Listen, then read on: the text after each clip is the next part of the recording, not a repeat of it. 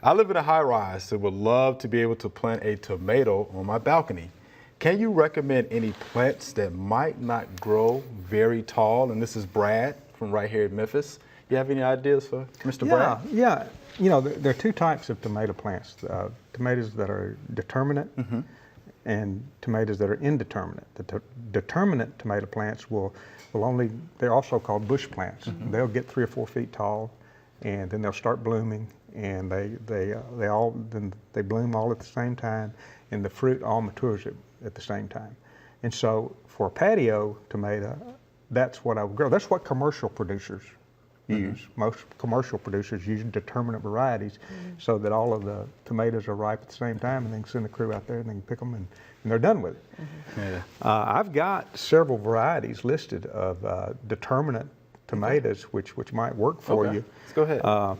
Glacier and Bush Early Girl and Legend are 3 varieties that are early tomatoes, early determinate type tomatoes.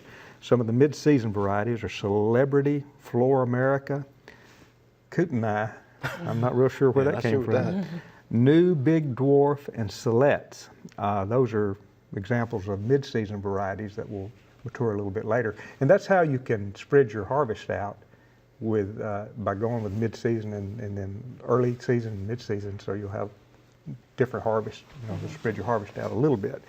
Also, if you like cherry tomatoes, the small tomatoes really do well. Some of the bush type small ones are small fry, cherry grand, coralic, elfin, patio, and better bush are varieties of the little small tomatoes. But it'll work. You got to be sure that you water enough, but don't overwater. And I do hope that Mr. Brad does have sufficient sunlight.